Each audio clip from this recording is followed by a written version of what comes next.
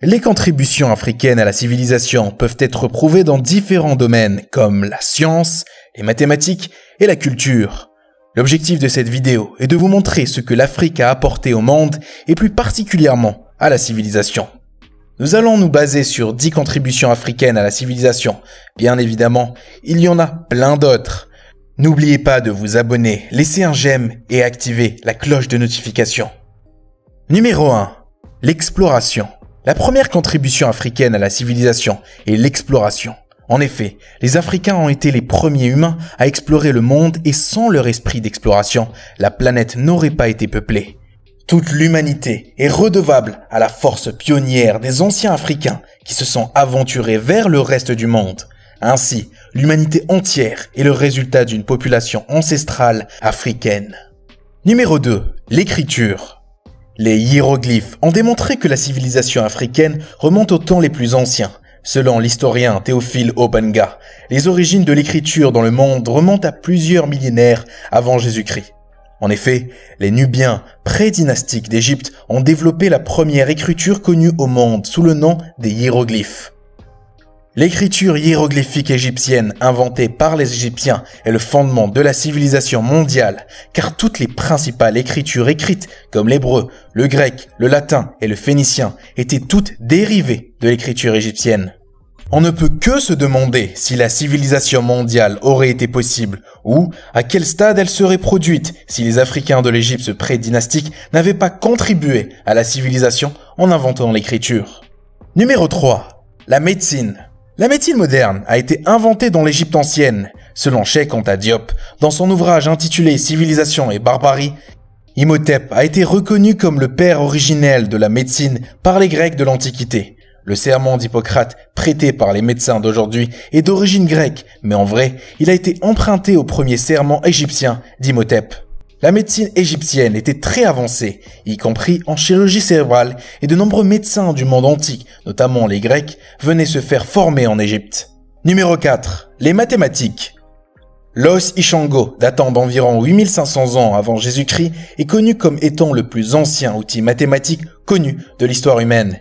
Il a été considéré comme un objet mathématique fabriqué à partir du péroné d'un babouin. Il était utilisé pour effectuer des procédures mathématiques simples.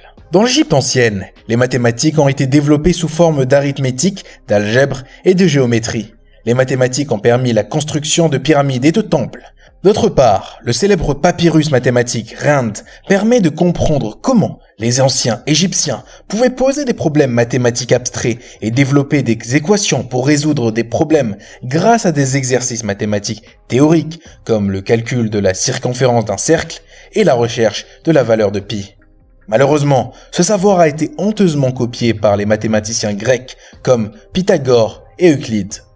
Numéro 5. La religion et la science. Si on tient compte des antériorités des civilisations, on peut dire que la religion a été développée pour la première fois en Égypte antique. C'est un élément supplémentaire qui permet de prouver que l'Afrique a contribué à la civilisation. Si on pousse l'étude plus loin, on constate que les textes funéraires égyptiens inscrits sur les murs des tombeaux des pharaons de l'Ancien Empire sont les plus anciens textes religieux connus qui attestent de l'idée d'une vie après la mort. Aussi, l'ancien Kémet a développé la religion osirienne, qui est la première et la plus ancienne religion connue, avec l'idée d'une sainte trinité et d'un enfant nommé Horus, né d'une immaculée conception de l'union entre sa mère Isis et son père Osiris. L'ancien Kémet a également été le premier à développer l'idée du monothéisme, une idée basée sur le fait que l'univers est la manifestation de la volonté d'un être suprême. Concernant la science, et selon le docteur Gabriel Oyibo, la pierre de Shabaka a été la première à expliquer le concept de l'atome ainsi que les origines de l'univers dans le Big Bang. L'origine de l'univers est également expliquée dans les cosmogonies égyptiennes. La physique et la science sont donc une contribution africaine majeure à la civilisation, car la religion égyptienne antique aspirait à fournir un code moral et une cosmologie basée sur une compréhension scientifique des lois de l'univers naturel que nous appelons aujourd'hui la physique. Numéro 6. La métallurgie et la chimie. L'âge des métaux révèle également les apports de la civilisation africaine.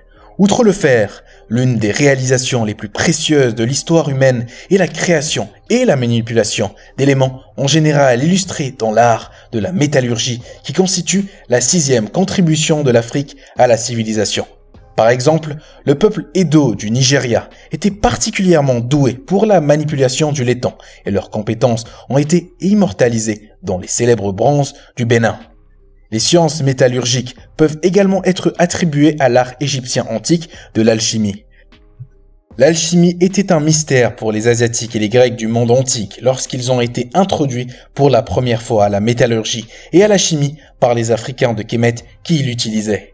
Manipuler le métal et fabriquer des composés chimiques était inconnu des Asiatiques et des Grecs de l'époque. Selon Cheikh Anta Diop, le mot moderne « chimie » a ses racines dans la civilisation noire de l'ancienne Égypte. Numéro 7. L'astronomie. La 7e contribution africaine à la civilisation se situe dans le domaine de l'astronomie.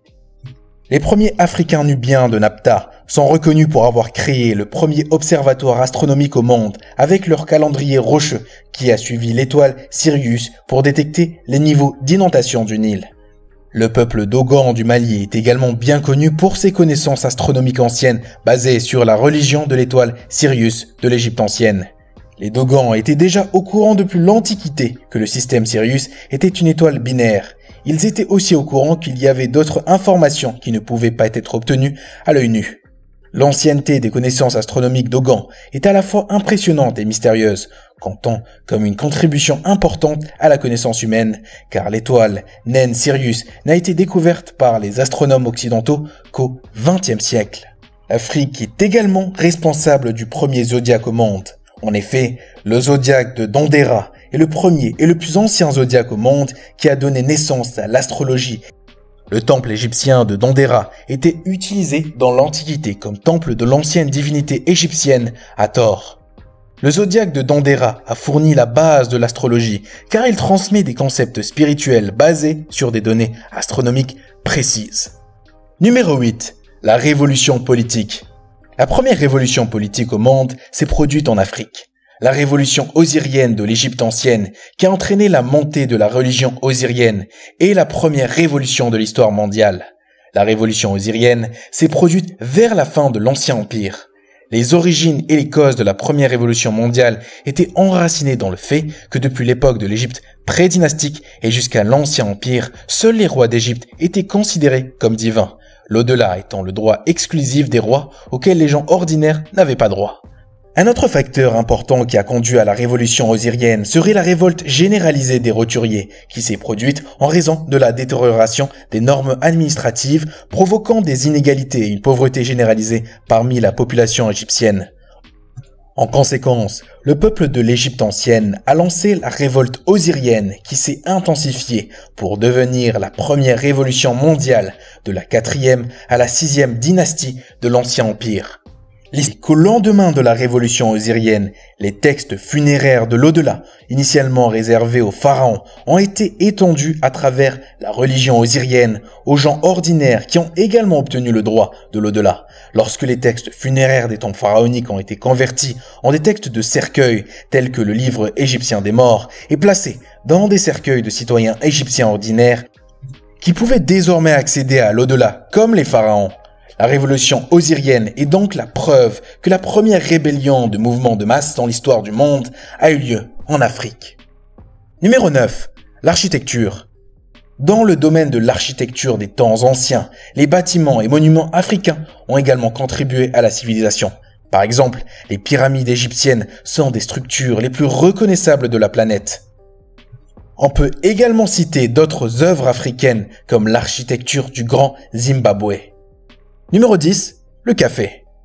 Les Africains, et plus particulièrement les Éthiopiens, sont les premiers à reconnaître les effets énergisants du café. En effet, selon un article de Maison du Café, c'est un berger éthiopien qui aurait remarqué que ses chèvres étaient plus agitées que d'habitude après avoir ingéré les fruits d'un arbuste. Il décida d'essayer d'en consommer lui-même et de partager avec sa communauté.